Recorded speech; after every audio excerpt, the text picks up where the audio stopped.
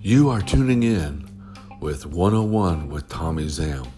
On the 5th episode, we are sitting down with Ryan Langhorne talking about skateboarding and life. Let's do this.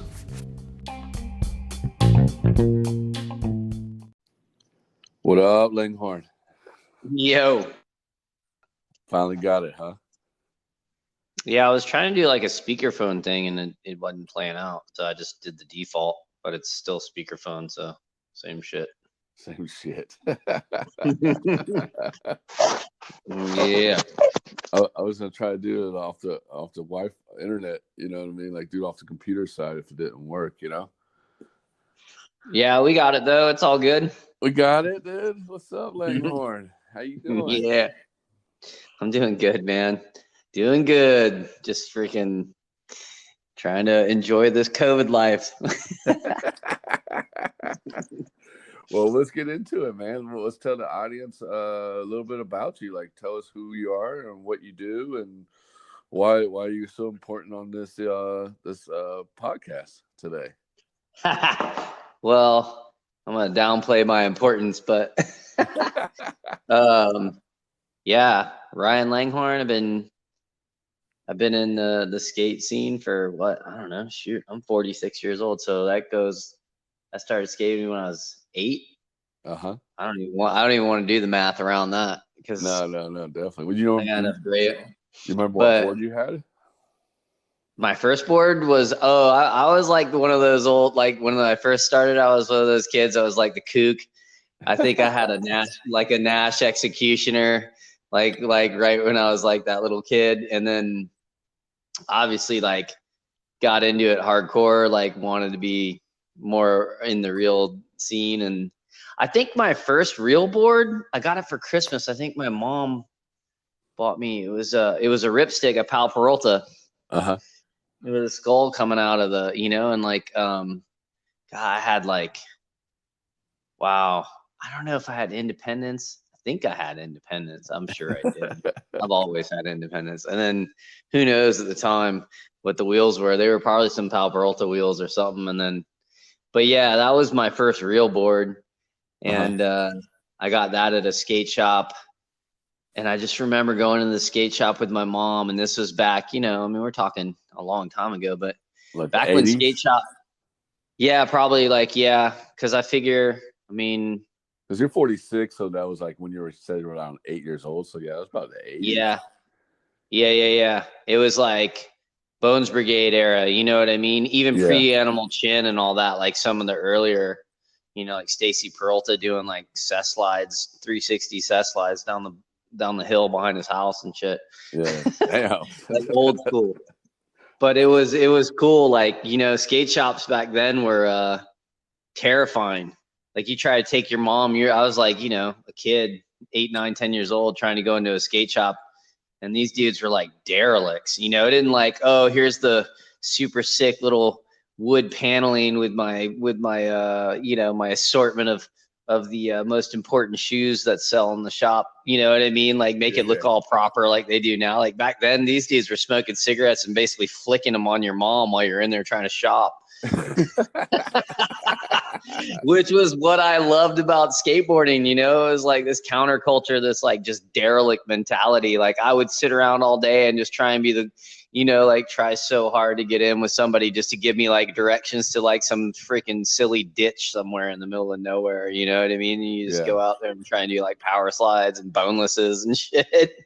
Like you're doing hospitals, ho-hos, stuff like that.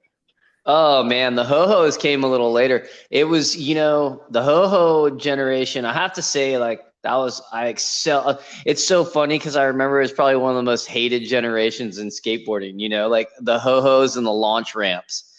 And it's so funny because like that's when I was killing the game, and then later on everyone's like, that was the worst thing that ever happened to skateboarding. I was like, man, what are you talking about? That shit was awesome. Well, but we used to that shit's back again, dude, It all goes full circle. Everything comes full circle. But yeah, we used to, so I grew up in LA and I grew up 2 blocks from LA High, and we used to always go skate the banks, but we would take our launch ramp. My friend Nick, who lived around the corner from me, we had a mini ramp in the backyard. They called it the LA ramp, and it was all over Thrasher. We had tons of stuff in Thrasher magazine back when Thrasher was newspaper. Like you would like flick through it and your fingers would get all dirty because it wasn't even like glossy. You know what I mean? Like it was like newspaper. But yeah, we used to we put 2 boards down and put the launch ramp on the boards, and because literally we were like 2 blocks from LA High, and we would go on the weekends, obviously, because you couldn't go during the week. Yeah. But we would skate down there, and we would put the launch ramp up against the brick walls, those same bricks that the banks are built out of. If you go inside the school, there's like 10-foot high brick walls. Actually, if you look at some of the old girl videos and like Yeah, right. In those videos, like you'll see, a lot of those guys doing tricks on that rail in there. Well, we used to, this is like almost pre-rail skating. The banks you would go in and like, you'd be stoked if you did a rock and roll or a 5.0 or something like nothing like what Mark Johnson and all those guys ended up doing on those things. Insane, But I watch that shit and I'm just like, I look at that like I look at a supermodel. I'm like, all right, that's about as untangible as it gets. But actually, I have more luck with supermodels than I do with multiple tricks. But we used to put the launch ramp in there, and we do wall rides inside. That was back when like Hosoi and like Jesse Martinez and all those guys were down in Venice, doing the huge wall rides at the bathrooms there back then. So we used to take the launch ramp down into LA High, and we would do kind of similar. We would try and do the, just mimic that whole wall ride, deal. But and then the ho-ho scene was cool. That was there was a skate shop on Melrose called Renee's. And this is before any of the street, it was right by Fairfax and Melrose, which is right where, Diamond and Huff and all the Supreme and all those people. Supreme and all those guys are. Yeah. Like before that street had anything to do with like streetwear or skate shops. Like there was Fairfax High School was across the street from Renee's. Renee's was a record store and a skate shop. Yeah. It was like this hybrid. It was like records and skateboarding. And the guy Renee who owned it was super cool, and he sponsored a lot of us as younger kids. But like the whole day, like I'd skate there from my house, which was not far. It was not close. It was a distance. But me and my buddies, we'd skate all the way up there, and we'd spend the whole day doing ho-hos and taking the launch ramp over to Fairfax High, and like, I had some skills on the launch ramp, dude. I had 360 judos, I had the can saran wraps, I had all that shit. Damn, Langhorne, I gotta see this shit, dude, in person, man. Can you still do it or what? Man, it was funny. It's been a long time since I've seen a launch ramp, Yeah. But I don't know if I'd probably bust my ass, honestly, but I would try. I don't know. It's like one of those things. I can still do ho-hos. It might take me a few tries, but I can still make that happen every once in a while. I go up on one hand and go down on the other. I was talking to Daywan about that maybe a month or so ago. Jason videoed me doing a ho-ho in front of my hotel that he used to come and stay at in Virginia Beach back in the day. And like, it was really funny because I reposted it on a flashback or something, and I tagged Daywan on it, and I was like, hey, if I went up on one hand and I came down on the other hand, does that make it a switch ho-ho? And what did he say? He was like, ask Daniel Castillo. Who's a fucking ho-ho master, that dude. And Daywan is too. Daywan said he hadn't done one in forever. I was like, well, yeah. It's not like I do them all the time either, but it was just a funny question because if you remember back in the day, it was in Animal Chin, Jesse Martinez. They had a section where there were guys doing ho-hos, and they were doing launch ramps too. In fact, I think it was Tommy Guerrero did like a finger flip off the launch ramp. I remember that being like, yes, I remember that. Yeah, I was like, holy shit! If he just did a fucking, he like did it like full flipped his board with his finger and landed back. I was like, I've never done that. And I was like, back when launch ramping, I was like, I thought I had all that shit on lock, and I was like, that opened my eyes. But it was funny because Jesse Martinez was the one who went up on one hand and went down on the other. And that was like iconic at the time. I was just like, because, you know, everyone was all about that ho-ho era at the time and launch ramp. And it was like something, you know, you hadn't seen anyone do that. And I was like, oh shit, this dude's like a gymnast. This guy needs to go to the Olympics for gymnastics or some shit. But that was a fun era of skateboarding. You know, it really was. It was great. Yeah, the late 80s, early 90s definitely was, you know. Yeah, and that was really kind of what I think set the tone for the it was a transitional period too. You know, the vert skateboarding was starting to transition. I think Tony Hawk was in that section too, where he was launching off that ramp too. He was doing like 360s and all kinds of stuff. So it was like you started, even Lance Mountain and those guys and Caballero, like you could see that there was like a conscious effort from everyone to somehow kind of, you know, establish themselves in the streets, as well as obviously being vert, because vert was the dominating force for so long. And all of the old videos were on the backyard pool skating, which was so sick. Like I still, to this day, one of my favorite things to watch was, you remember Steve Stedham? Yeah. That dude would do these, he would board slide around like pretty much the whole deep end of a pool and then rock and roll back in. Yeah. And I used to like, and it just like, just watching him do it, like it just looks so fun to see someone lock into a board slide for that long and a round transition like that, you know, and then rock and roll back in, you know. It was so sick. Like that was like, you know, that was oh, that dude was badass. I'm sure he still kills it, you know. All those dudes probably still kill it. Daywan posted a picture just the other day on his Instagram of Hosoi doing a rocket air, and I was like, dude, that's so fucking sick. Dude, I used to love him. Yeah, yeah.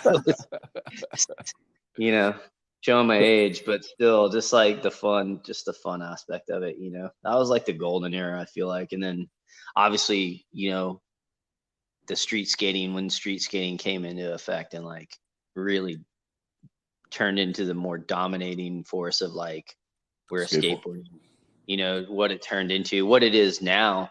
But, you know, it's even interesting is like, it's even more of a hybrid now. You just see these kids, like they're more, I mean, you know, there was definitely a kind of a separation between transitional skateboarders and like street skaters. And now it's like, you know, there still is to some degree, but I mean, you see a lot more of it, like, you know, kind of a unification of the two. Yeah. More so than I think used to happen, but which is insane. And like, it just kind of goes to show like the future of skateboarding is just gonna get so much more and more ridiculous as far as the ability and the level these kids are taking it to. It's fucking it's mental. It's amazing. Yeah, and it's crazy how you see it now, where skateboarders now are repeating stuff we're doing in the 80s, like slappies and launch ramps and even the dressing too. You know how they dress now is like so like late 80s, early 90s style. You know, it's like this is so crazy. You know.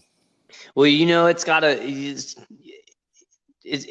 probably play that similar role to like what fashion would be. You know how trends with fashion and like clothing, like obviously we went through, you know, especially now thinking back on, you know, Keenan, July 4th was when, you know, Keenan passed away. And that was 20 years ago, I believe. I think. Yeah. So it's been 20 years since Keenan passed. And you think about it, he was at a party in Malibu when he drowned in that pool. It was the day after the party, if I recall. And from what I gather, he was, you know, trying to clean the pool a little bit or whatever. I don't know, something. And then he just happened to black out, and while he was going up and down or something. I don't know. You know, you hear hearsay. I don't know what the 100% story is, but I just remember when it happened, that party was it the Jinko guy or the Kickware guy? I think it was the Jinko guy. It was the Jinko guy. Yeah. So, I mean, you think about that, like that dude made so much money that he could own a baller mansion in Malibu, and Malibu is the most expensive real estate in like the whole United States. And that dude made that much money off those gigantic ass baggy fucking pants, like those giant, like just stupid huge pants. Right. And skaters used to be all about it, you know? And then all of a sudden, think 10 years later, or maybe not. Yeah, it was probably 10 years later. All of a sudden, you got like The crew, ravers. You got the and you ravers got in. these kids running around like, dude, I remember being at a park and my buddy was just like, hey, you might want to tell your kid to wear some boy pants or something like that. Because he was wearing like those super skinny crew pants and it was so funny. And the dude was just, he said it straight up to this kid's dad. I was like, oh my God, dude. But full circle, it's got to come back around. You know, it's going to be funny too, is all the big puffy shoes are going to come back around. They're going to come back and They already and are. yeah, I know it definitely is making, you know, a little bit more of an impact, but you got to think like, I don't know. I will say this, one thing that I know historically about skateboarding and skateboarding trends is that skateboarders will always wear something that actually is the most dysfunctional shit you could put on your body to go skateboarding in. Oh yeah. That's so true. Yeah, for real. Like, can you imagine, like in the big Vans trend that caught on, like the you know, the just like barely any insole if there was at all, and the vulcanized soles, and it was just like, dude, that's going back 50 years and like technological advances in footwear to like actually make skateboarding. Oh, but you can feel your board. You can feel your board. I'm like, dude. All right, cool. So are you raw dogging when you're plowing hookers? Like, pretty sure you're still wearing a rubber when you're doing that, right? RDK, man. RDK, brother. Hey, I'm a raw dog king. That's my shit right there. Especially at my age, dude. My fucking shit sees a fucking condom and that shit'll shrink quicker than it's just like, what is that? Like the one-eye warrior's like, no, hell no, I ain't going there. It'd be like, oh shit, dude, what the hell you put me into, man? Yeah, exactly. No, you think I'm gonna function with that thing going on? But anyway, that's where all the flick goes out of the equation. Be like trying to do pressure flips. Yo, baby, I'm gonna do a pressure flip on you. Hold on. Yeah, I'm about to flex. She's gonna be like, wait a minute, this is some old school shit. I don't know if I like this. Definitely, but no, it's true, man. The trend is crazy, dude. Like, just to see what people are gonna wear, like in the next 5 years. You know what I mean? Like, what? I mean, they're gonna go baggy shirts or back to slim pants again. I mean, it's gonna be crazy, you know. I mean, I feel like there's gonna be some sort of like adaptation of kind of everywhere we've been, like maybe some sort of hybrid type thing. But I mean, you know, I look back and I think everyone learns from those generational trends where you're just like, I'll never wear that kind of shit again. And then I'll never wear that shit again. And then all of a sudden you kind of like, it comes back around, but maybe to some degree, there's got to be a slight adaptation and like a little separation from what it was originally. But Yeah. you know, it does come back. That's for sure. And but you got to think about it. Like, dude, look at the skateboarding everybody was doing. I mean, I always go back to Day One because the guy's freaking a genius. You know, he's not. He's gone through so many different generations. He's gone through so many different trends, like whether it be what he's wearing and what from the footwear aspect or the apparel aspect or whatever. And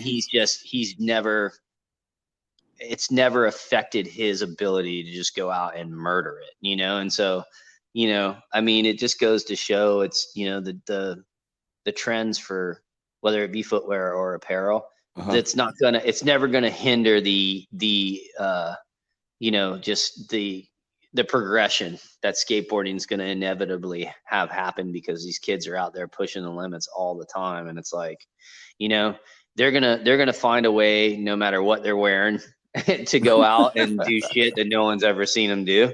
It might look ridiculous as fuck if they're wearing some, like, when you look back on like Jinko and shit, it just looks so silly now. But at the time, it was like, that was it. That was what everyone was doing. So it didn't look silly then. You thought that was the shit, you know? Yeah.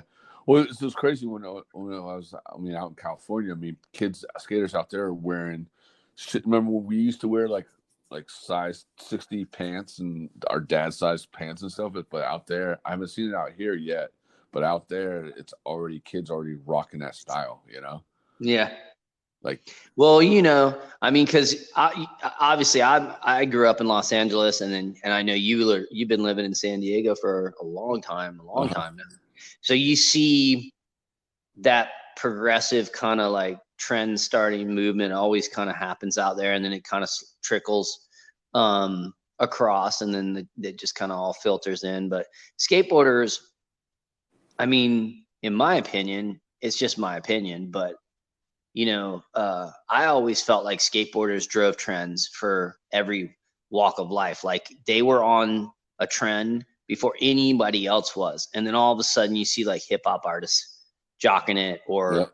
you know, the rappers and then all of a sudden, you know, whether it be actors or whatever, like, but I mean, it was always, and that's what I think makes brands like Supreme and, you know, the history with like Diamond and Huff and all these streetwear brands, you know, they're skate brands, but they're hybrids, because the street, when you consider a brand, a streetwear brand, which, you know, I think a lot of people that wear those brands and that look to those brands as a popular brand, a lot of the people wearing those brands and thinking of them in that capacity are not even necessarily aware that they're a skateboard brand. You know, I mean, I think there is a huge percentage of people who do see it as, you know, know that the history of that brand is skateboarding. But, you know, there's a whole nother aspect of the client, of the customer that jocks those brands, that don't even know the history behind them, or, you know, the fact that they are like a true skateboarding brand first and foremost, before they're, you know, kind of a streetwear brand. But it goes, you know, I mean, there's no such thing as streetwear without skateboarding, because skateboarding comes from the streets, you know, and that's why they blend together. And, you know, it's been that way for, God, I don't even know how long, 30 years at least, you know, ever since, you know, like I said, that going back to our earlier part of the conversation with where the vert, you know, and transitional skateboarding kind of transitioned into street skating, and all of a sudden it just started a whole, you know, like movement within not just skateboarding, but within, you know, a social movement, you know, which is, and that's what's so cool about skateboarding. That's why it transcends into so much of a bigger picture than just, you know, just throwing the board down and going out, even though that's the most important part to me, you know. well, we got to look fresh sometimes when we're out there, you know. Oh, dude, hey, at my age, I gotta be flossing all the time, dude, because I'm trying to run girls I'm like hanging out with chicks that are half my age, and they think they think I'm cool. Hold on, you're half your age. What's your age limit? Oh man. All right, look, I don't even know who's listening to this, so I don't want to like get done with it, but I'd say so. Lately, it's been in the high 20s to the mid 30s. I kind of draw the line. You don't do 40s? They got to have some special shit popping off. See, my age limit's from 25 to 40. I don't go anything over 40, and no kids. They can't have no kids. Yeah, I'm with you on that, dude. I actually was hanging out with a girl recently she's beautiful. Gosh, she was, you know, I say recently, it's been a couple months or whatever, but, but yeah, she, you know, she was probably early 30s, but she had a little 2-year-old, and like my son's 14, or he'll be 14 in 2 weeks, you know. Damn. And like we skate and fish and like we do all this shit together. He's like my best friend because he's like a little mini me, you know. Yeah. But like for me, a toddler, like a kid that young, it's one thing if it's your kid, you know what I mean? Like if I was to knock a girl up right now, then I'd be full blown. Like because I'm just a stand-up dude like that anyway, you know what I mean?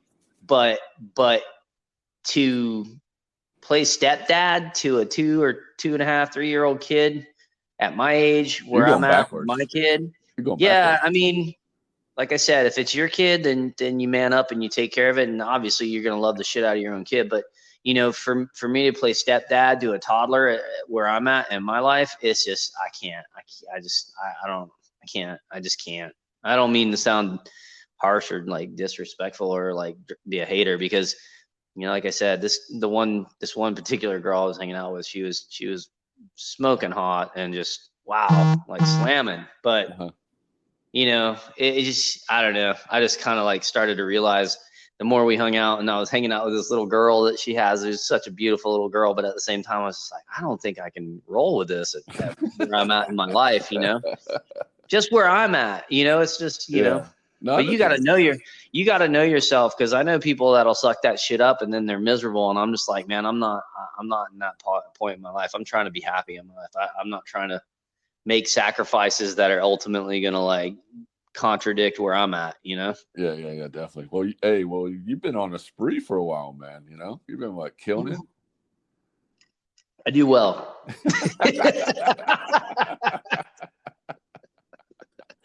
Let's just say there's some Nigel Houston in Langhorne's bones, but I ain't going to the Olympics. Hey, just do RDK. That's all you got to do, man. Oh man, that's how it works these days. I'll tell you right now. And back to the industry stuff. So so you live in Los Angeles, then you moved to Florida later, or so what happened was this was all right. So let's hitting the rewind button. So I was sponsored when I was really young. I had some like promo style sponsorships for skateboarding, and then it rolled over when I started surfing more. And then so I had some really legit sponsors in the surfing aspect. But then, as I was getting older, they were kind of like, hey, we can't really be doing what we've been doing for you. We got to focus on the younger generation kind of thing or whatever. But so my friend Brian, one of the Dunlap brothers, offered me a position. He's one of my best friends, and they were sponsoring me for 118 Board Shop, which was, I mean, you talk about the roster of athletes that came out of there. There's a lot, dude. Oh man, I mean, P-Rod, everyone that was on DVS, because they own DVS. They started DVS out of that shop, which was in the Valley in Los Angeles. And so anyway, they offered me a position pioneering the Mid-Atlantic for DVS. And that was right. I think it was like within the first year or two that I was on board with them, they launched Lakai. Obviously they partnered with Rick and Mike and the Girl family, and they started Lakai, which was a partnership between DVS and Girl. Yeah. But split ownership and all that kind of thing. And Gavin kind of orchestrated the whole thing.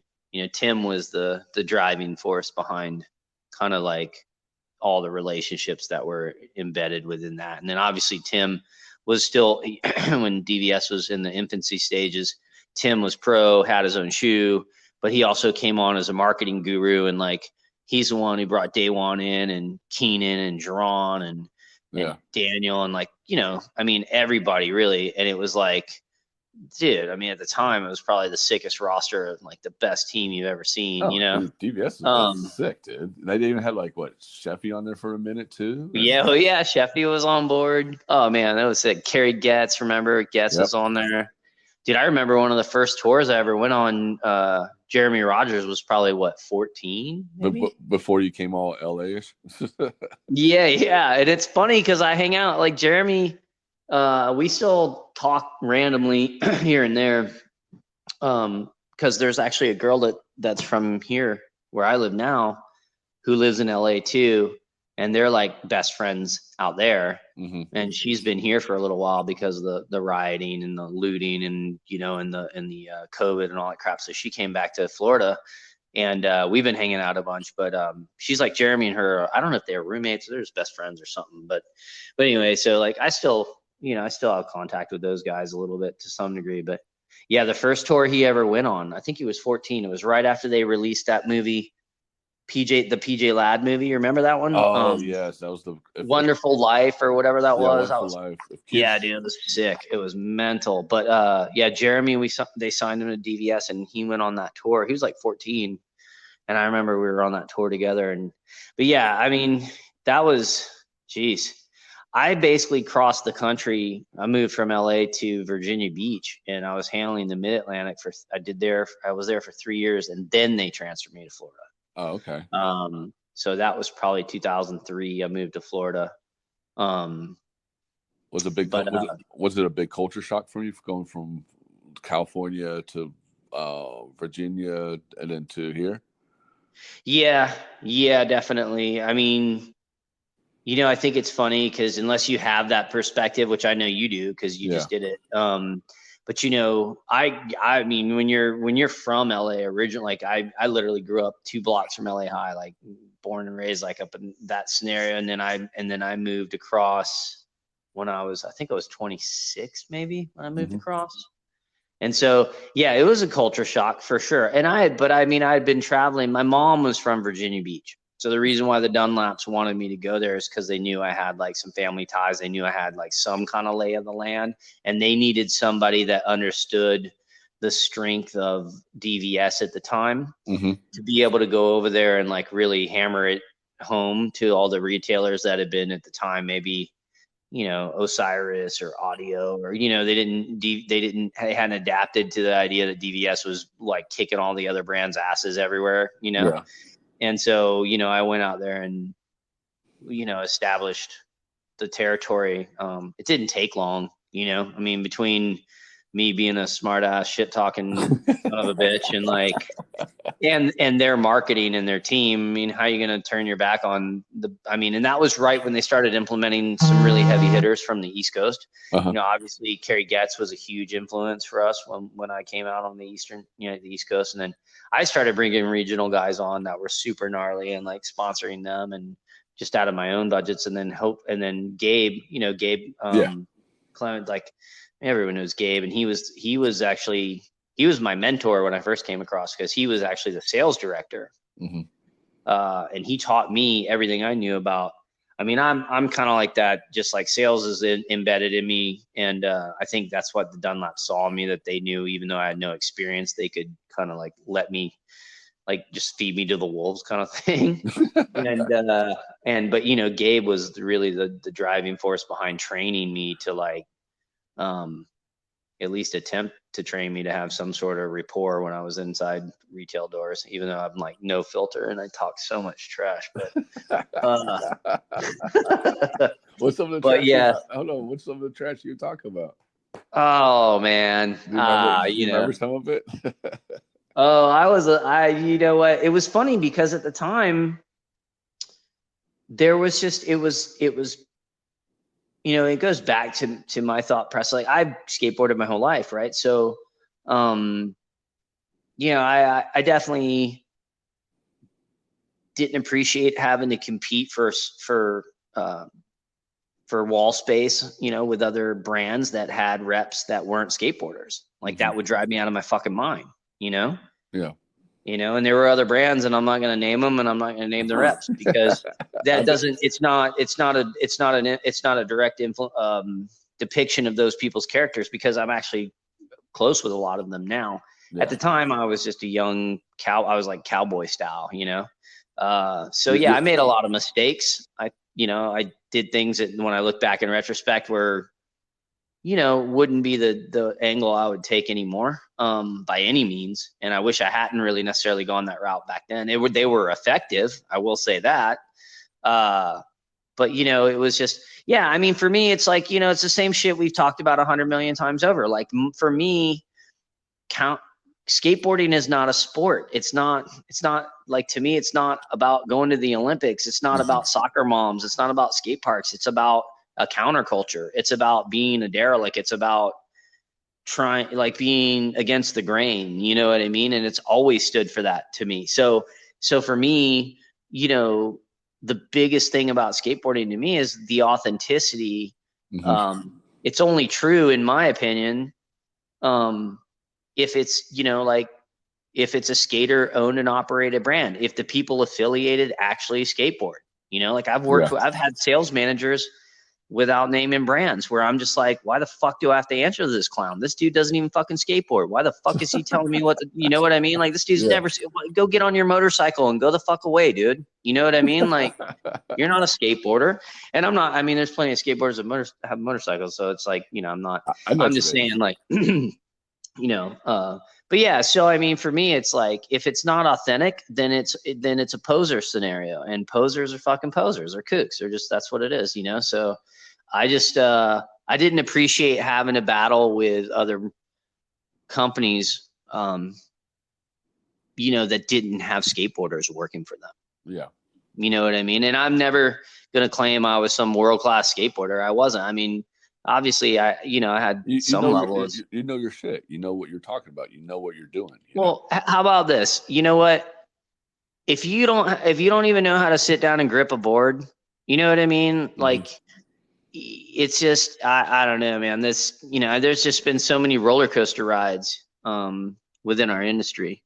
But to some degree, sometimes people have assumed that that's what's kept the retailers afloat and whatnot in certain circumstances. But I don't know if I agree with that, but it is what it is. I mean, what would you rather go into? Would you rather go into the Zoomies where a kid doesn't know how to grip a board and doesn't know anything about skateboarding? Or would you go into a skate shop where they know what they're talking about and they know how to grip a board? I mean, that's what it comes down to. What would you rather go to? Well, like I said before, I mean, when I was a kid, I mean, skate shops nowadays, no disrespect, because I have plenty of friends that own skate shops and shit, but it's just like, it's too convenient. It's just like so polite. Everyone's so polite. I mean, you could say, I almost feel like, yeah, the Zoomies thing it is what it is. It's just, another mall depiction of a poser kind of scenario. But, the reality is like even the core shops have adapted to some degree to where their customer service is, a prioritization. Like, they're polite. They're, hey, is there anything, if you need anything, and that's retail. In retail, that's kind of how you want to be. But I'll tell you right now, I don't know if it's any more effective than when those dudes were flicking cigarettes at my mom. Because I was literally like, these are the coolest dudes on the fucking planet. They fucking just blew smoke in our faces and flicked a cigarette and basically don't give a fuck that we're in their shop right now. Like, you can get the fuck out of here. I don't give a fuck. Tell your kid, no, I won't tell him where the ditch is. Go fuck yourself. Yep. You know what I mean? And it made me want it more, dude. It made me want it more. It made me want to fucking be so part of that fucking scene. Like, I was just like, oh my God, these are the coolest dudes. These dudes just told my mom basically to shove it up her ass kind of shit. And that was, to me, that was kind of what skateboarding stood for. And now it's like, you go into a shop and they're like, oh, let me know if you need to try on a pink Janowski and fucking we got size 10 left and fucking durka. And it's just like, oh my God, what the fuck happened? I thought we were cool. Now we're talking about, like, fucking shove an SB up my butthole and make me feel good for the day. Nah, I'm good. Well, the shop I go to a lot, is a Pack Drive in Pacific Beach. I mean, they're just like that. You walk in, nobody greets you. They just sit around, watch TV, and they just bullshit. And then if you want something, they'll be like, "Oh, do you want something?" It's just like that. You know? And I totally get what you're saying, because I like that. Because I don't want to go to a shop where like they hound you 24/7 and. It's like going to buy a car. It's like going, you go to a used car dealership, or you go to like, the different kind of dealerships where like you're gonna roll up at Porsche, and those motherfuckers are gonna be like, yeah, let me know when you're down to throw 50 grand for a deposit down. They're not even riding you at all. But then you go to like the Lemon guy, and that dude's just like rolling you out, trying to like get you to buy some 1920 fucking Volvo for $6 grand. I don't know. It is, but I think. It's just, again, it's kind of just the adaptation of where it's everything, how it's come full circle. And, the reality is with all the parks and the soccer moms and the Olympics and the idea that you could be the next Nyjah or the next, you look at the kind of money that's filtering through with some of the top athletes, and it's mental. Like, it's the, when you look at what these kids are worth and what Red Bull's throwing at them, and then their sponsors, and you know what I mean? Like, you're talking, guys that are making multi-million dollars, and these kids know it. Their parents are starting to figure it out. So it's like, it just changes everything. So like, you've got this whole kind of concept that skateboarding is, it's almost like when you walk into a skate shop now, it's not as far-fetched from walking into like a golf shop, what I mean? Where you're going to go buy a golf set and like some golf cleats, or like, it's kind of come to that point. I mean, not completely. There's still the derelict in the counterculture and skateboarding more than in most other, I would say, you want to call them jock sports. I call them jock sports. Yeah, definitely. No, I know what you mean. Without like hating, because, they're world-class athletes. When I think about, the different levels of skateboarding and where skateboarding's at now. Like you take someone like Nyjah, and like when I think about someone like Nyjah, I think of him as like he's a straight up fucking athlete. He's like a Michael Jordan. He's like a Kelly Slater. Like he's just like he's one of those people that you put him in those Superdomes with 100,000 people watching, and maybe he's been trying a new trick at nearby his house or in his backyard or whatever, and he hadn't stuck it yet. And you get 100,000 people watching him, and he'll fucking stick it. You know what I mean? Like he excels under that kind of pressure, which is what the best, competitive athletes have ever done, in all sports. So to some degree, skateboarding has adapted to, having an aspect of it that's more of a like a traditional sport.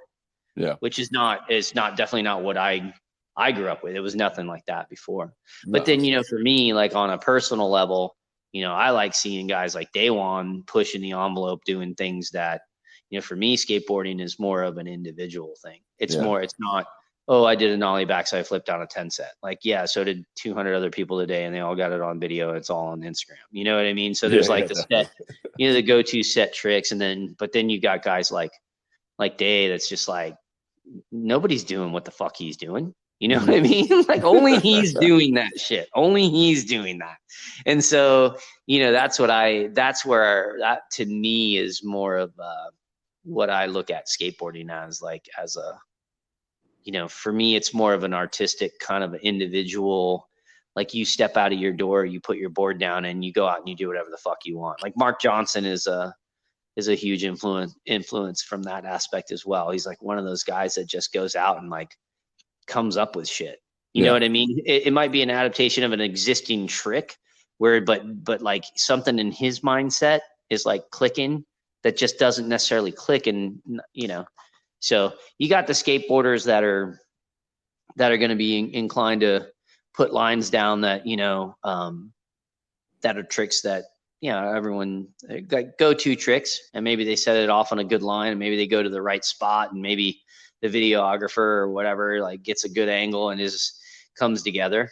But it doesn't, it's not like they're doing anything necessarily completely unique, where certain guys, there's such a small percentage, but those are the ones that I love the most, are the ones that just set a tone for individual, Yeah, because you got to think about it. I mean, like, I think I did an interview with Shadow Greathouse, and we talked about the same thing. Like, I mean, the skateboarding now is like amazing. You know what I mean? Like, it's crazy, but it doesn't really hype us up that much. You know what I mean? I would prefer to watch someone like Daewon, who's just out there just cruising the streets and just doing skateboarding. You know what I mean? Instead of watching some dude doing like big spin, board slide, whatever, 270 out of it or something crazy. That's just, to me, that's just like, I'm not gonna get hyped on it. I'd rather watch somebody cruising down the street and just having fun, Yeah, getting raw, which is for sure. That's how I feel about it too. But I mean, not to take away from the skill set that some of ththese guys have that are all of them are ripping these days. Oh yeah, definitely crazy. I sit there and watch this shit and I'm just blown away. I'm just like, oh my gosh, dude. And like the skill, like my son's 14, and like, he grew up skateboarding with me. We skated all the time, and like just his like go-to, like just him just pushing, you know what I mean? Like I'm just like, golly, dude, he goes down the street and fucking can pop off tricks that I'm just like, those are like some of my best tricks, and he's just freaking like, I'm like, damn, all right, I'm happy to keep tricks. It's not like for me learning new tricks. Although I will say, I was talking to Jason the other day, Acuna, and we were talking. I DM'd him on Instagram because he posted some shit.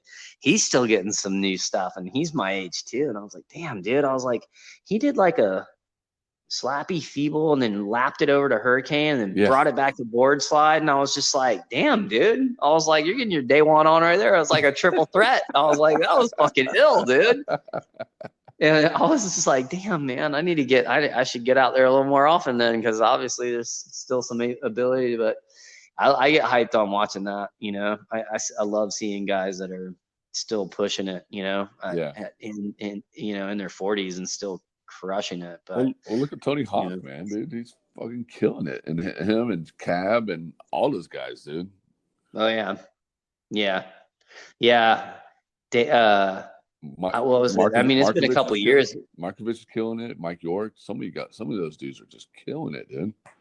Yeah, that's fucking. I love seeing them. Well, I mean, they're so. I mean, the level of talent, like I mean, those guys were so far ahead of the game back, back when that like it took a whole generation to catch up to them, and now they're still in that elite, kind of, elite level, especially like especially maybe on the low impact. I mean, obviously, watching some of the shit that's going down some huge rails and stuff like none of the older guys are trying to throw themselves down that shit. But as far as just like tech stuff and like Manny and just like, it's sick. It's so fun to watch. Plus the style, you know what I mean? Like you think about guys like Kenny Anderson and like, and the level of style. Like it's one thing I miss about Keenan. Watching that dude switch was like Amazing. I saw all the videos. Everyone's obviously posting videos of him. Um, because he passed away and it was like his anniversary. Uh-huh. And it's just funny because obviously I got a slew of videos that I have in my house for, I have plenty of Keenan in them, but it was just, it's like when you see that, it's like that reminder, like, and I just sit there and scratch my head and go, this is 25 years ago. This guy's pushing switch, and you don't even know he's switch. Like you can't even tell. It's like until he does like a nollie backside flip and you see that's actually his real stance, like you don't even know the rest of his entire part was switch. You know what I mean? And it's just fucking dumb how good that dude looked switch too. Like his style was just amazing. Yeah. Danny Garcia, I mean, you don't see him skating so much No. anymore, but God, dude, that guy I was like watching butter melt in your microwave. That dude was so insane. I mean, all those dudes were, man. Like, I mean, there's the list goes on and on. I mean, you got like, Oh yeah. I mean, all those '90s skaters just kill it. Yeah, it was a fun era, man. That was the golden era. I feel like from from a style aspect, and I mean, it's not to take away all these new kids are killing the fucking game too, and they're and then, but I think from that and like the videos that were coming out and the era, like the industry, the fact that almost all the brands that people were wearing, whether it was footwear or apparel or whatever, were actually on some level skater owned and operated. Yeah. You know what I mean? And you just don't see that anymore either, which is like I was saying earlier. I mean, I use the word a lot and it means a lot to me when I think about skateboarding, but and not just skateboarding, but anything, but authenticity, you know what I mean? Like having something be authentic, like, when Tim Gavin and the Dunlops and Girl collaborated and launched Lakai, there was nothing more authentic in skateboarding at the time, from a footwear standpoint. And obviously Fully Flared is probably still to this day the most iconic video. Oh, 100%. To come out, and it just goes to show that the level of authenticity behind the fact that this was a skater owned and operated brand, skater, everything, wasn't a division. And I go back, it's one of the things I hate more than anything in fucking the skate industry. It drives me out of my goddamn mind. I'm surprised I haven't been shot by somebody because I fucking talk so much shit about it. But well, tell me about it. But what I despise more than anything is a division of a company dedicated to skateboarding, because they're not a skateboarding company to begin with. So they launch a division that's dedicated to skateboarding, whether it's Levi's, Nike, Adidas, whatever. You know what I mean? It's like, the SB section. Oh, it's the skateboarding section because we're actually a running brand, or we're actually a soccer company, or we're actually, you know what I mean? Like, it's almost like this little tiny bastardization of what their company really is. And like, they can just spend all the stupid money because they have these marketing budgets that are worth, hundreds of millions of dollars. So if they want to buy their way in, they can do it. Yeah. Like, oh, we're going to put the best athletes on the world on. What do we care? We'll just take a couple, dollars from the basketball budget and some dollars from the football budget and some dollars from the golf budget. And all of a sudden they've got a roster of athletes that are the best skateboarders on the planet, and it makes them look legitimate. But the reality is, I mean, kids don't know it. because, you know, you and I, we were industry people. We know it. We've Yeah. seen it. We've seen the A to Z from the interior side of the industry, you know. So, and not to knock what those brands have done, and not to knock the fact that they brought on some really legitimate people to help them to accomplish what they've been able to do. So, you know, from a business aspect, I'm not trying to downplay what's been accomplished by some of the brands that I may have just forementioned, but, you know, but what I'm getting at is that it's, you know, Lakai doesn't have a basketball division. No. Lakai doesn't have a golf division. Lakai doesn't have a soccer division. You know what I mean? Lakai is just a skate company, period. Skateboarding. Yeah. That's it. So they don't have to go, hey, you know what? We just decided we want to be a $1 billion jock brand, so we're going to launch Lakai BB. Yeah. You know, basketball division. Like, imagine how joked the fuck out they would get. They would get so joked out within that industry.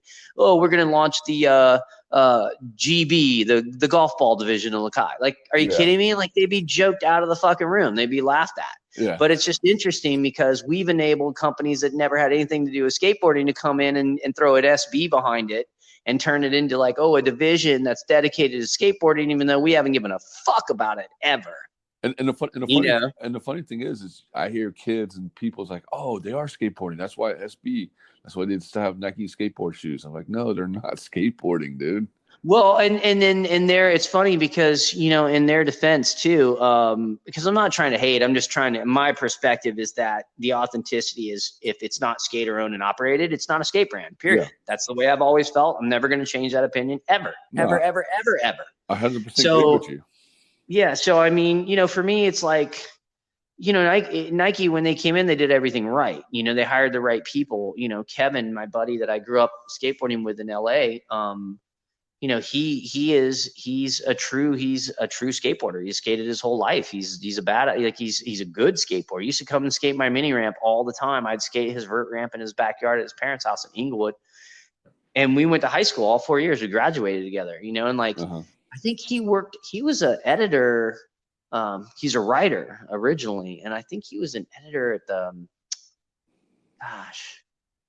one of those cool magazines. And I think eventually Nike pulled him out, and when they launched SB and, like, you know, really decided that they were going to put the money forth to like try and do it right, you know, and they put Kevin in a position, and he brought a lot of people in, and they did it right. They did it right, and they broke through, and they're obviously still very prevalent, and, you know, more props to them for, you know, having the ability to do that. And, you know, they're a business mogul. You can't, you know, you're not going to fuck with a $35 billion company. Like, they're going to do what they want to do. If they put their mind to doing something, they're going to do it, you know? And they finally did, after kind of being rejected a few times. But I feel like when they were getting rejected, it was because they weren't committing, you know what I mean? Like, they weren't committing full force. They were just kind of like throwing a little hat out there and trying to see if it turned into something, and it didn't. And so they realized, I think, you know, once the traditional skate brands had grown the footwear industry into a $1 billion, you know, well over $1 billion, if you think about it, you know, they realized that they had to be in the game, and that they had to make a commitment that was going to be, you know, a lot more serious than what they had attempted to do in the past. And then, you know, they brought the right people on, they put the budget in place, and they did it. And they, you know, they made a success story out of it where they had failed before. So, you know, from a business aspect, props for sure. Does it change my perspective? No. Do I still believe, that skateboarders should dominate and run skateboarding? Of course. You know what I mean? And I don't mean, you know, 90-year-old runners that ran around a track in the 70s with a pole vault and short shorts hiring skateboarders. That's not impressive to me. Like, I like to see skateboarders dominate skateboarding and hiring skateboarders. So, and I think the reality is, a lot of people are unaware of, like, but when you think about what DVS's athlete budget was back in the day, like their riders budget, what was the budget? Everyone's like, oh my gosh, can you imagine how much money these guys are making and these guys are making? But, like, dude, I'll tell you right now, DVS was paying a buttload of money to those guys. Like, their commissions. I remember at one point, Steve Barra had a Barra 3 and a Barra 4. I forgot about And Steve Bear ran for DVS. I totally forgot about yeah, that. and dude, he was, and if I'm not mistaken, I think Gabe told me that Barra at that time was the highest paid athlete on the roster but it was commission based. He was making money off of the sales of his shoes. So the Barra 3 was like that low pro cup sole, but it was like an all suede upper, like a really skatable shoe. So like the skate shops were eating it alive. And then they had this kind of chubby tech, like tricolor shoe that like the freaking mainstream market was eating alive. And I think that was right when we had expanded in some of the more mainstream shops that kind of unfortunately created an implosion for the skate brands. But yeah, I mean, I know he was making, over $500,000 a year in commissions on his shoes. And we're talking back in the 90s. You know what I mean? Sick. So yeah, exactly. Like it's, so I mean, to think that the skater owned and operated brands, can't facilitate those type of contracts for these athletes is totally incorrect. If you think about Dave Mayhew and what he was making when the D3 was blowing up, he's probably still the highest paid skateboard commissions from a footwear brand. Maybe I would even assume more than Janowski. You know what I mean? Like that dude was making so much money. It was ridiculous, dude. It was like dumb. Who, Janowski or Mayhew? No, well, Janowski was too, but Dave Mayhew when the D3 was blowing up. Oh yeah, the D3s, dude. And then they I think Osiris is back now, and now they're reissuing the D3s, but making them more slimmer. And I'm like, what the hell? Yeah, it's wild to think like, but when you think about Bam, how much money was Bam making on his shoe from audio? It had to have been dumb. You know what I mean? Like it was making ridiculous. Yeah.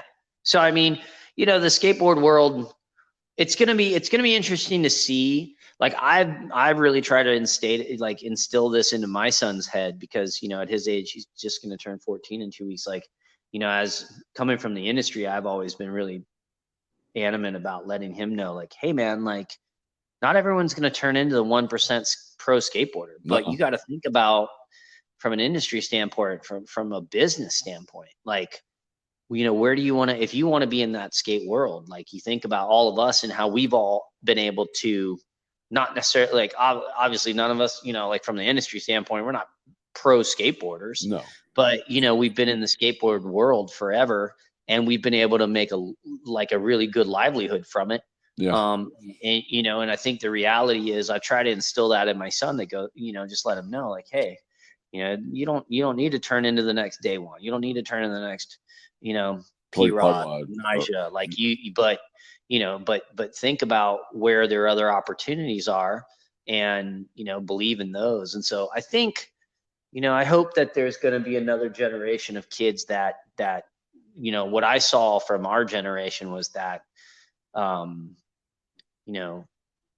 people, some of the guys, everybody was kind of like came together. The athletes came together. The people who had, maybe whether it be family money or something to invest in and like try and launch something that lived the lifestyle that necessarily weren't pro or going to be pro, but like, and then it turned into this movement. And I hope that there's like another legitimate, authentic movement in skateboarding. It has to. I mean, there is. I mean, but it's more from a hard goods aspect. Like when you think about Tori and Day One and like Thank You, and like you think about all the hard goods companies still have that authenticity, but I'd like to see it again from the apparel and the footwear aspect. You know what I mean? Where it's like maybe this next generation of kids, maybe my son's generation, launches footwear brands and they see success. You know what I mean? Like they turn it back into like what it was in the 90s and, having that authenticity and having it be,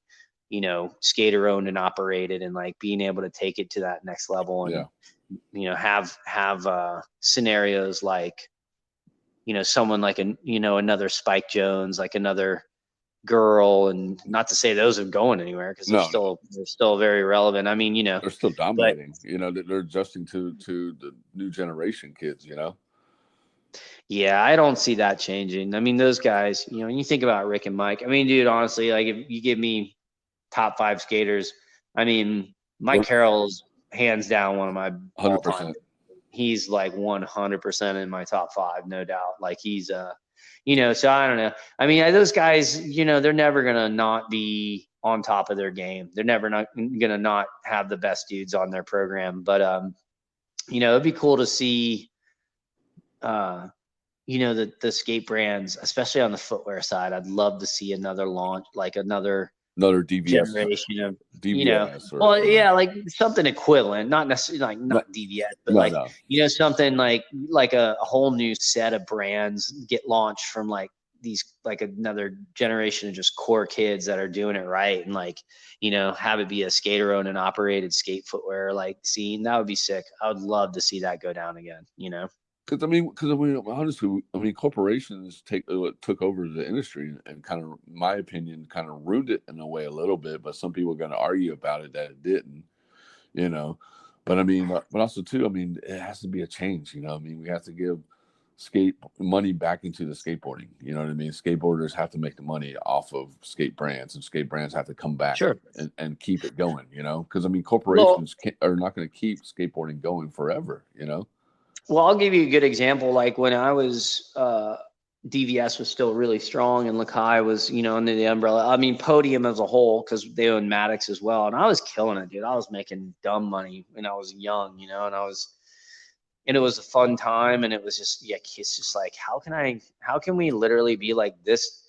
Like we're just partying and having fun with all our best friends. And like, we're making tons of money. And it was just like, it was such a fun time. But like, the reality is, that was a generational thing, and it'll come back around at some point, who knows when. But you're right. I do feel like, but I will say this, like when Nike launched SB, Kevin, who I grew up up in California with, and first vert ramp I ever dropped in actually in his parents' yard in Inglewood. Yeah, his name's Kevin Imamura. He's definitely one of the head dudes from Nike SB. He was like pretty much the guy who really helped launch the whole SB division. And he brought it to my attention. Like we got an uphill kind of battle to do. To get ourselves legitimized here, but they had decided to make a full commitment, and they were like, we're making a commitment for at least 10 years. We're going to be committed, and which was the smartest thing they could have done, because like you were saying earlier, what it did was it resonated with these kids that were teeny boppers, or they were just young kids just getting into skateboarding. Mm-hmm. And Nike was there when they started. And so 10 years later, they look at Nike as a legitimate, skateboard brand. They think of it as for them, it's always been around in skateboarding. For us, because we're older and we know that it wasn't prior, to that, it doesn't resonate with us like it does with those kids. But that was their game plan, and they executed it, and it worked. And now there's it's like there's 15 years worth of kids that skateboard that's their go-to brand. You know what I mean? Because they've always looked at it as like that's the skate brand that they've grown up on. So again, as much as it's not my cup of tea, but from a business aspect, you can't do anything but, kind of shake your head and, and go, yeah, they did what they needed to do. Yep. They set a game plan in motion, and they stuck by it, and they were able to execute. And from a business aspect, I give them props. Like, it's funny. My friend's like, do you have any Nikes? My buddy the other day was like, do you own any Nikes? And I was like, yeah, I got some Nike running shoes. I'm like, but they're like, to me, Nike's a running brand. It's a running company. It's not a skate brand to me. It's a running company. So like, if I go and put my Nike running shoes on, I feel authentic as fuck, because I'm like, they're Nike's a running shoe. Like this, I got running shoes from Nike. I'm on point. If I put Nike SBs on, I wouldn't feel so much. Like I would feel like I was definitely not authentic. But there's a whole generation, a couple probably at this point, that they throw the Nike skate shoes on and they feel like that's authentic for them. So, and do you think skate shops are going to be a dying breed in the future, or you think they're stronger?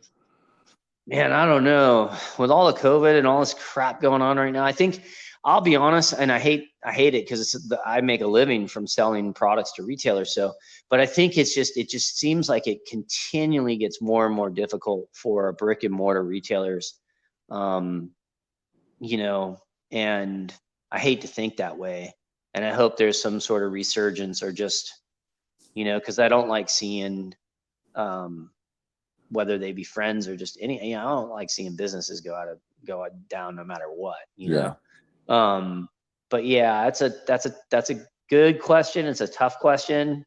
I don't, uh, I don't want to pretend I know more than I do because I mean, Come on, I'm just, you're Langhorne, dude. You know everything. but dude, I'm just, yeah, well, I'm not, I will say I'm not omnipotent. I don't know everything, but well, maybe when it comes to girls, I'm a little more omnipotent. There we go.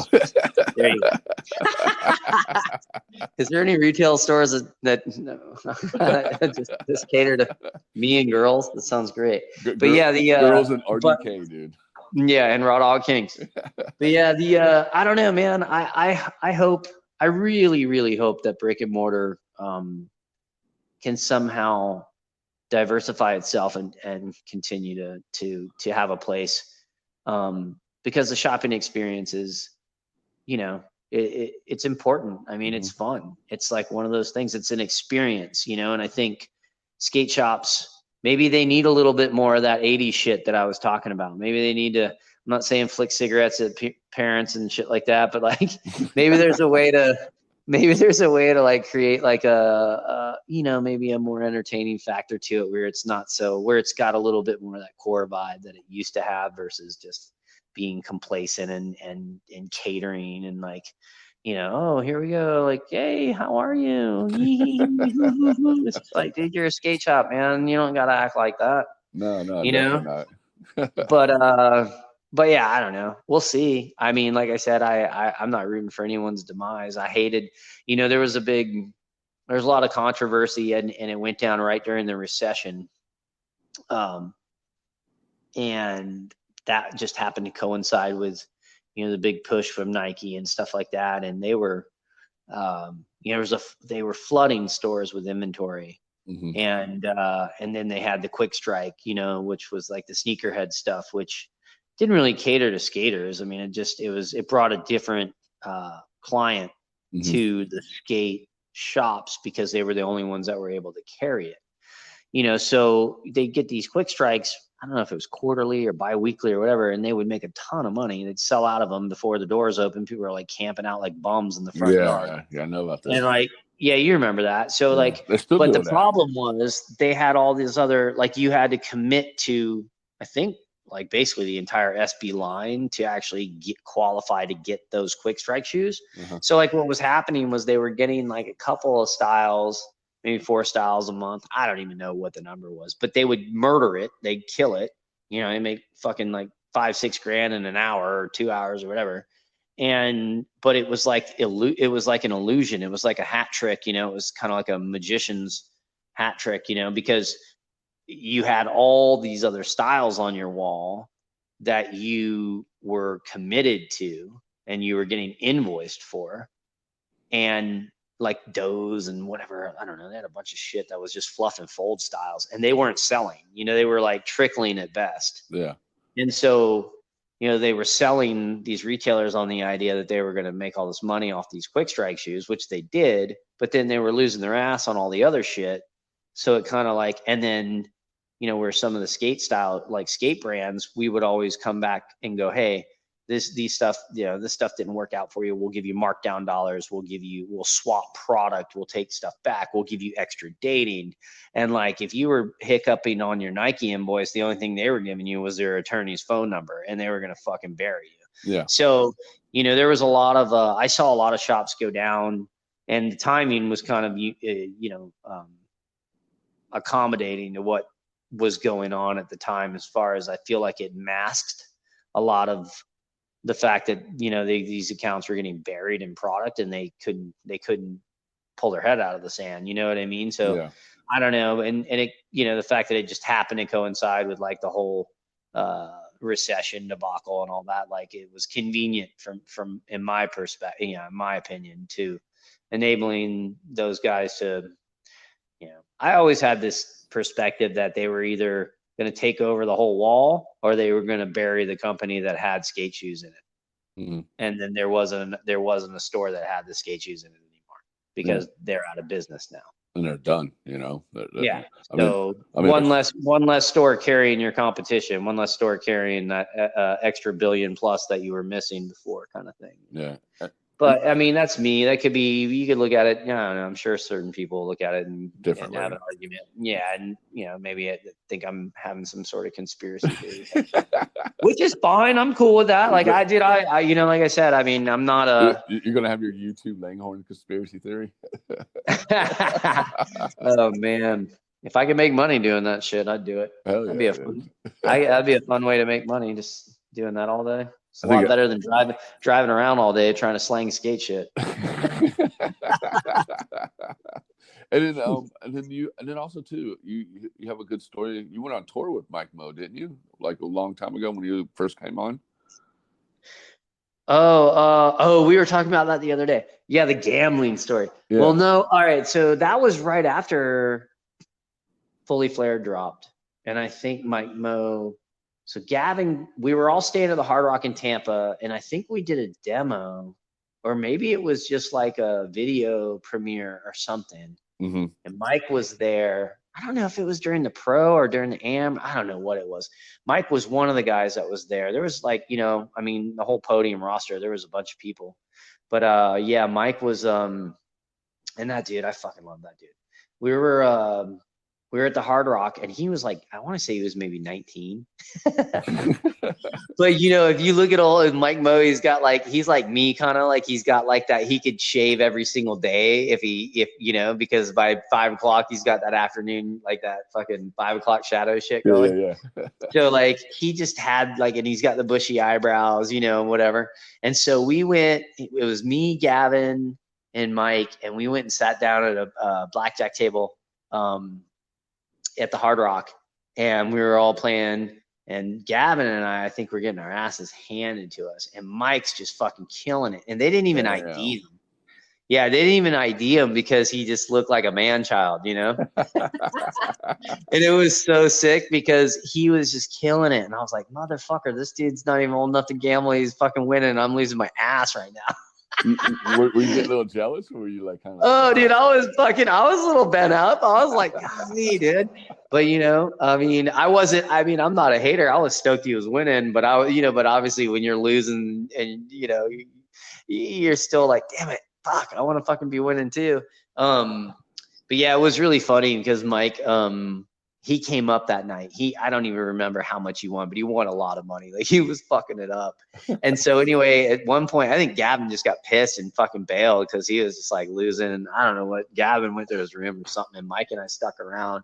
And then, at one point, I was like, I can't keep playing, dude. I've lost my ass. And he's just like, all right, let's go. And he's like, all right, Langhorne, you gotta help me out. He's like, you gotta cash in my chips. And so like we're like doing all this shit under the table, like swapping shit and stuff. And then I go up to the he stays back, and like I go up and I cash all his chips in for him, and they give me the cash, and then we went back to we got in the elevator, and we're in the elevator going up, and I was like reaching in my pocket, and he's like, no, Langhorne, don't know. He's like, there's cameras all over these elevators. So I had to literally like go all the way. So we got to I was on a different floor than him, but I went to his room, and like once we got in the room was when he actually let me hand him all the cash he fucking won. and then I was like, all right, I gotta go. But it was really funny because like we still have that like to this day, and I mean this was forever ago, dude. Yeah. And like to this day, like if I even see a casino, like I'll take a picture of it and send it to Mike, or he'll send me one if he's gambling, and it's funny, dude. It's so classic. That's fucking hilarious. Again, like, yeah, it's fucking rad. I sent him a picture. Well, actually, he sent me some sunglasses a couple of weeks ago, and because he was checking his packaging out, and he had some new. I don't know if it's a new manufacturer or something, but it was new packaging, and he just wanted to send it to someone that could take pictures of it that was not like their warehouse, or you know what I mean? So they could get an outside perspective. But man, I'll tell you right now, dude, if there's one, another company to support in skateboarding, obviously Glassy has a big following, but again, like going back to authenticity, the fact that Mike, and his brother, that's their baby, and they're seeing success. But again, those are the type of things where if people ask me, I'm just like, fucking A, man, like get behind shit like that. Like, support those type of things, because support brands like, like Tory and Daywan and like, all of it. It's like, that's what I'm getting at. Like, I would much rather be putting money into those guys' pockets than some dude that ran around a track in the 70s with a pole vault and short shorts. Exactly. Agreed. Skater owned, man. That's what people got to support, is skater owned brands, Well, the thing is, I think there's just a generational gap where like a lot of these kids, they don't know at all. They're not, we have a perspective being from the industry side of it. So we do know, we're in the know. And it's up to us to help educate these kids to, to what brands are or are not. I mean, I feel like there's an obligation from my side and from everybody else. It's, that believes in that. Because the thing about it is, going through what we went through, that golden era, when you see over an annual $1 billion in footwear sales from skater owned and operated brands, it just goes to show you don't have to be a pro skateboarder. You can be a professional, you can be a business person as a skateboarder, and you can be successful. And there's so many different perspectives that we can take away from our roots and our background that exceed being a pro. You know what I mean? That's like even bigger, than that. Yeah. And if you think about it, you think about the brands that are paying the pros. I know what Podium was doing back in the day, and there's no pro skateboarder on the planet that makes that much money. So, you know what I mean? The business aspect is so much greater than what the athlete it can do. So it's, again, that's why it needs to be in the hands of skateboarders. You know what I mean? Yeah, like the skateboarders should be getting checks cut to them from other skateboarders, period. Yep. I 100% agree with you on that, man. I mean, they just got to take care of them. Skaters got to look after skaters, Yeah. Definitely does. Well, Langhorne, man, thanks for coming on, dude. You definitely, touched a lot of things that, that a lot of people need to know about, and, and like, definitely do, man. Like, and one last question: what's going on with Langhorne nowadays, man? What's new with you? Oh man, what's new with Langhorne, dude? Everybody wants to know what's new with you, man. Other than fishing, oh man, I'm doing good. We love your fishing pictures. We know you go fishing a lot. Yeah, I've been fishing a lot. Just I've still been skating. There's this actually. Today, it's just so hot right now. You're here, you're back in Florida, so it's so freaking hot. It's hardcore. But there's this bump I found the other day in my neighborhood that I'm just ate up on wanting to go get. And I need to get I got to get something to fill this crack, because it's like there's a little crack in front of it. But man, I've got my son's gonna film, dude. I'm gonna go out there and I'm gonna get some new school Langhorne fucking skateboarding. Are you gonna wear the samurai suit? Oh my gosh, I should. Dude, I'd have to put a bunch of pillows in it, because I'll probably eat shit and fucking. That thing's just full of air, so if you eat shit in that, you're gonna get hurt. But if I put pillows in it, maybe. Dude, that samurai suit's funny. No, for me, like right now, gosh, dude, I'm single, which is me in single world. That is some fucked up shit, dude. You think Nigel's got tricks, dude? I got bigger trick selection than anybody. You hear that, girls, man? They hit up Langhorne, man. Go find him. He's single in the world, man. Watch out. It's been fun. I'm having a good time, dude. I'm living it up. This is, I'll have to tell all the kids out there, don't think when you get into your 40s, shit's fucking still popping off. That's for sure. I'll tell you that. I'm 45 and that shit's still popping off. Yeah, I got a year on you. I'm 46, but yeah, you definitely do. Well, thanks for coming on, man. I really appreciate it, man. You did a really good job, and you talked a lot about the industry and put a lot of your point of views and stuff like that and everything. And I just want to let the viewers know this Sunday, 11 a.m. Pacific time. We're going to be doing True Skateboard Mag live show, season 3, episode 4. We got a good lineup. Definitely, it'll be exclusively on E360 TV. Just download the app, Apple TV, Roku, Amazon Fire Stick, Chromecast, all that good stuff. Check it out. That's going to be at 11 a.m. Pacific time. Definitely don't want to miss that. It's going to be a good lineup. And also, too, there'll be an exclusive music video from Ron Allen, too, playing. So, yes, definitely, dude. Well, Langhorne, thanks for coming on, dude. And yeah, thanks, Tommie. I appreciate it, man. I have to come out to St. Augustine and mix it up out there with you, man. Yeah, dude. If I come your way, we're definitely going to connect, without a doubt. I appreciate you having me, man. I'm fucking good talking to you, and I hope everybody out there has a good night and fucking get on your skateboard as soon as you can. And make sure you RDK now. Yeah, that's for the brave. That's not for the weak-hearted, right there. Raw Dog Kings it's a unique gang. We're kind of if you think you're thug, you're not as thug as Raw Dog Kings. I can promise you right now. Hey, you should make a brand of that, dude. That'd be so funny.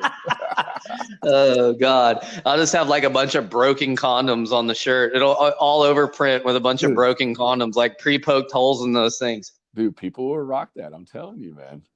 Well, the idea is, listen, if there's people listening to this podcast right now, you can poke holes in the condom and just make sure she's rich. All right, brother. Love you, man. All right, Tommie. Have a good night, dude. Thank you. Right. I'll see you, bud. Later.